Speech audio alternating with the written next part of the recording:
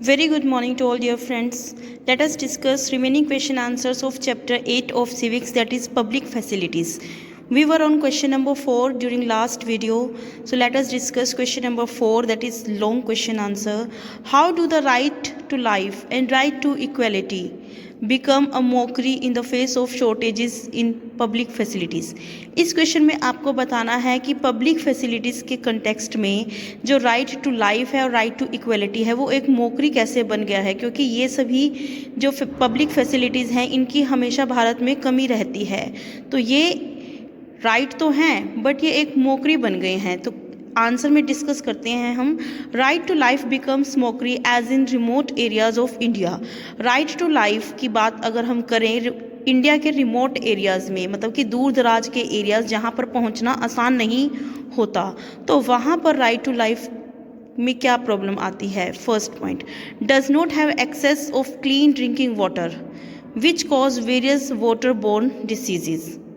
तो बच्चे यहाँ पर क्या है कि जो रिमोट एरियाज़ हैं इंडिया के, दूर दराज के एरिया, जैसे कि जहाँ पर ट्राइबल रहते हैं, फॉरेस्ट एरियाज़ हैं जो, वहाँ पर क्या होता है कि क्लीन ड्रिंकिंग वाटर की एक्सेस नहीं होती। वहाँ पर क्लीन ड्रिंकिंग वाटर पहुँचाना बहुत मुश्किल काम होता है, जिससे कि वहाँ पर लोगों को वाटर बोर्न डिसीजेज हो जाती हैं, क्योंकि उन्हें पानी के किसी दूसरे सोर्स पर डिपेंड रहना पड़ता है। वहाँ पर उन्हें क्लीन ड्रिंकिंग वाटर नहीं मिल पाता। Second, poor people in the country does not have proper shelter to stay in the chilly winter nights। जो हमारे देश में गरीब लोग हैं उनके पास प्रॉपर शेल्टर नहीं होता सर्दियों की ठंडी रातें बिताने के लिए। अगर सर्दियों में ठंड है और उनके पास प्रॉपर शेल्टर नहीं है तो ऑब्वियस है कि उन्हें बाहर कहीं सड़क पर अपनी रात गुजारनी पड़ेगी, जो कि एक प्रॉब्लम है। There are many parts of India where children do not get proper food, they suffer from malnutrition। तो इंडिया में बहुत सारे पार्ट्स ऐसे हैं जहाँ पर बच्चों को प्रॉपर फूड नहीं मिल पाता, बैलेंस्ड डाइट उन्हें नहीं मिल पाती और फिर उन्हें मल न्यूट्रिशन से सफ़र करना पड़ता है। Now right to equality.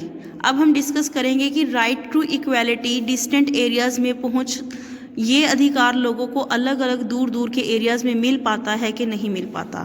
First, do not have schools and colleges, hence the people living there are deprived of education. जो डिस्टेंट एरियाज़ हैं, जो दूर दराज के एरिया हैं भारत में जहाँ पर पहुँचना मुश्किल है, वहाँ पर स्कूल और कॉलेजेस भी नहीं अच्छे से खुल पाते, तो वहाँ पर लोग वहाँ पर रहते हैं उन्हें एजुकेशन से, पढ़ाई से वंचित रहना पड़ता है।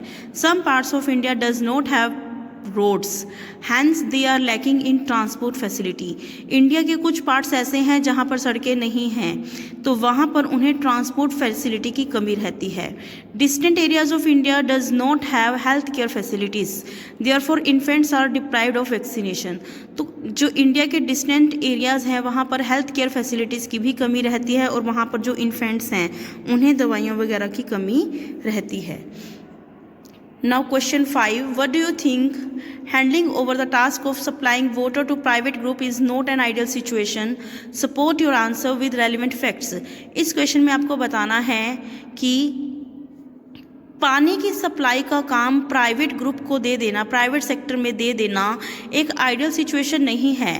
तो आपको अपना ये आंसर सपोर्ट करने के लिए कोई रेलिवेंट फैक्ट या फिर कोई एग्जाम्पल साइट करना है।